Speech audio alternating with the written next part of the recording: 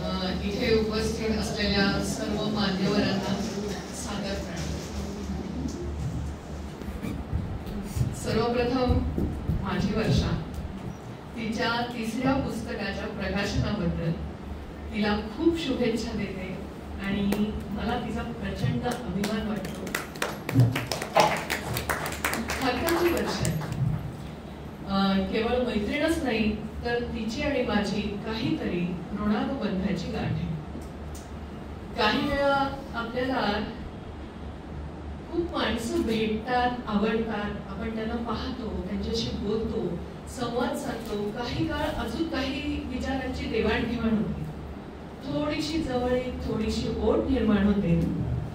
पण इतकं उत्कट नातं हे फार कमी वेळा तयार होतं. तुमच्या सगळ्यांच्या चेहऱ्यावरून आणि मान डोलावण्यावरून माझ्या लक्षात येतंय की ही वाक्य तुम्हाला फारच आवडली, पण ही मी नाही लिहिली, तर माझं जे वर्णन केलं त्यात वर्षाने लिहिलं माझ्या मनात आणि मला ती संपूर्णपणे मान्य आहे. आता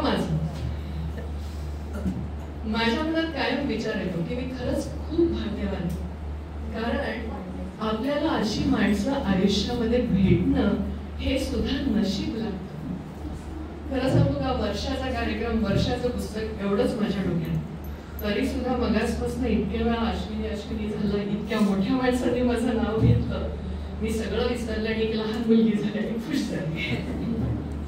पण वर्षाचं कौतुक हे माझ्यासाठी खूप मोठं आहे. तिने घेतलेला अनुभव, तिचं अडकलेलं आयुष्य हे मला खटकत होतं आणि म्हटलं तसं ती खूप जिवलग आहे. जसं ज्योतिषशास्त्रामध्ये दशा महादशा येतात आणि त्या त्या काळात ते प्रसंग घडतात आणि त्याच वेळेला आपल्याला त्या व्यक्तींच्या गाठीभेटी होतात आणि कार्यक्रम पुढे जातो, तसं तिचं आणि माझं काहीतरी नातं आहे. वर्षा केवळ लिहित नाही, सगळ्यांनीच ती सांगितलं होतं, तर ती लिहिताना शब्दशः डोळ्यांसमोर गोष्टी उभ्या करते. तिची प्रवास वर्णने जेव्हा आपण वाचतो ना, त्यावेळेला आपण सगळेजण त्या वाटांवरून चालत असतो. तिच्या व्यक्तिचित्रणातून आपल्याला त्या माणसाची ओळख होते आणि नकळत एक एक चित्र आपल्या डोळ्यासमोर की ती व्यक्ती कशी दिसत असेल, कशी चालत असेल, कशी बोलत असेल हे चालू होतं. प्रसंग कथन जेव्हा ती करते तेव्हा मध्येच मी हसले, पण मी हरवले सुद्धा आणि गहिवरले सुद्धा.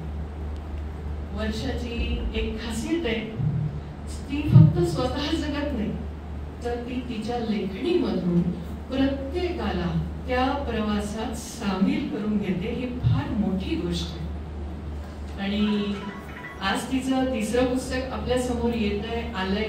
मला खात्री आहे ती बाकी काही म्हणू दे, हे खूप झालं वगैरे, ही सुरुवात आहे, कारण अजून बरंच कार्य बाकी आहे आणि हे ठरवण्याचा तिला अधिकार नाही. त्याची खूप आपलं देणं लागते. तर वर्षा, तुला खूप खूप शुभेच्छा आणि तुझ्या शब्दांना अधिकाधिक उंची लावू दे आणि तुझ्या लेखनामधून अजून बहर घेऊ दे.